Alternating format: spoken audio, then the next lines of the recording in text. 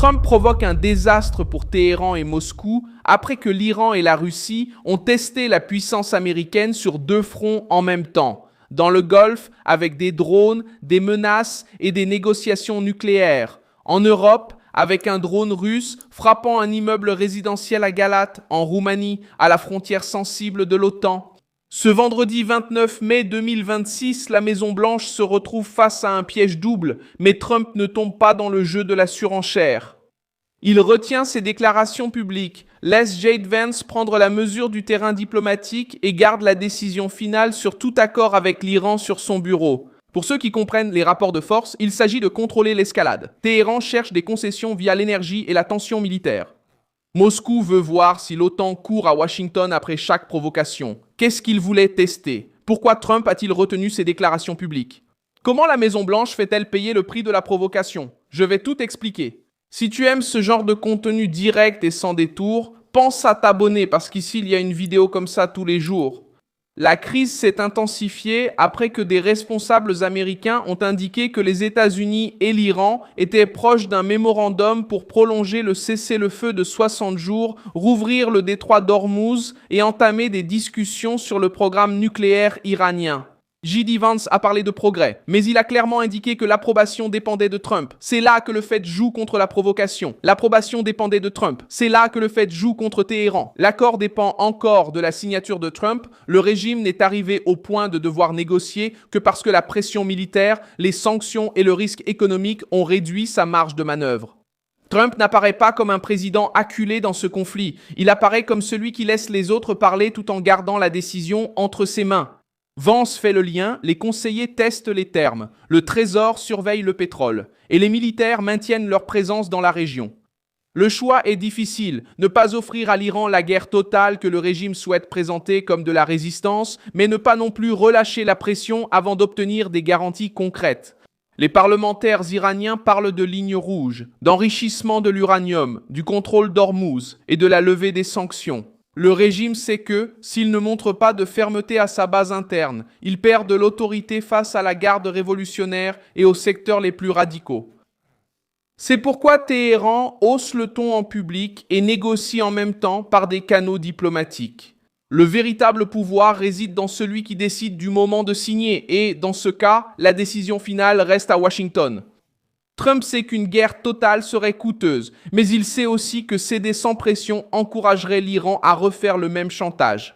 La manière forte, c'est négocier avec un couteau sur la table, pas avec de beaux discours. Pendant que Téhéran testait l'américain, Moscou testait la patience de l'OTAN en Europe de l'Est. Un drone russe a frappé un immeuble résidentiel à Galaxis, en Roumanie, lors de l'attaque contre l'Ukraine près de la frontière. 2 personnes ont été blessées et les autorités roumaines ont déclaré que le drone était entré dans l'espace aérien du pays avant de frapper le bâtiment. La Roumanie est membre de l'OTAN et ce détail change la portée politique de l'affaire. Ce n'était pas un épisode lointain, c'était une provocation à la frontière de l'alliance militaire qui dépend en grande partie du leadership américain. L'OTAN a condamné l'action russe et a réaffirmé qu'elle défendra chaque parcelle du territoire allié. Des chasseurs F-16 roumains ont été mobilisés. Trump n'a pas besoin de répondre à chaque drone par un spectacle. Lorsque l'ennemi teste les limites, l'erreur serait de céder à une réaction émotionnelle, publique et prévisible. Moscou comprend bien ce jeu. Dmitri Medvedev, une figure de haut rang russe, a même provoqué les Européens en disant que les incidents avec des drones pourraient continuer. Cette déclaration expose la tentative russe de normaliser les violations et de pousser l'OTAN vers une crise de nerfs. Trump ne gagne rien à assumer seul l'anxiété européenne. La voie la plus difficile consiste à exiger que l'Alliance elle-même renforce la défense anti-drone, protège ses frontières et cesse de dépendre de Washington pour chaque urgence. Le fait historique qui aide à comprendre cette position remonte à 2001 lorsqu'un avion de surveillance américain, EP-3, est entré en collision avec un chasseur chinois près de l'île de Hainan et que l'équipage américain a été retenu par la Chine. George W. Bush n'a pas transformé la crise en guerre immédiate devant les caméras. Washington a exercé des pressions, négocié, pesé ses mots et a ramené les militaires. Cela a montré une vieille règle du pouvoir. Une superpuissance n'a pas besoin de crier pour être respectée. La comparaison avec l'Europe compte aussi. De nombreuses nations européennes condamnent Moscou avec force, mais elles se précipitent toujours à Washington lorsque la menace se rapproche. La Roumanie subit l'impact direct des drones russes, la Pologne surveille sa frontière, les pays baltes demandent des renforts et l'Allemagne tente de reconstituer sa structure militaire. Trump regarde cette situation avec une exigence claire. Les alliés doivent agir comme des alliés, pas comme des dépendants éternels.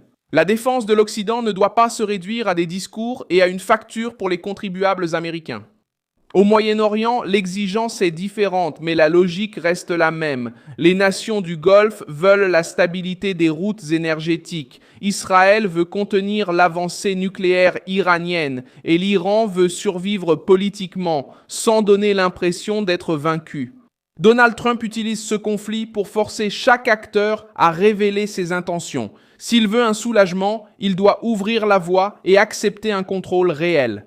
Si les alliés arabes veulent la stabilité, ils doivent aider à soutenir une issue qui ne récompense pas le chantage. La venue du secrétaire au Trésor à la Maison-Blanche prouve que la crise n'est pas seulement militaire. Le pétrole, l'inflation, le transport, l'assurance maritime et la confiance des investisseurs font tous partie du même ensemble.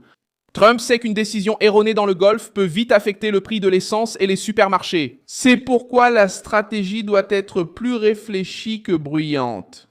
Agir sur un coup de tête séduirait peut-être les commentateurs quelques heures, mais déclencherait une longue crise. La prochaine étape sera décisive et l'OTAN devra montrer si elle est capable de protéger sa propre frontière sans dépendre du discours américain à chaque incident. Téhéran et Moscou doivent de maintenant affronter un président imprévisible, forçant alliés et ennemis à agir sous pression américaine. À propos de l'OTAN. Eu sou Milson Alves, international. C'est pour que les autres puissent être bien informés. En vérité, tous les membres de l'OTAN sont informés. Les liens des actualités sont dans la description. Likez la vidéo, abonnez-vous et consultez les commentaires pour plus d'engagement avec la communauté d'Alves.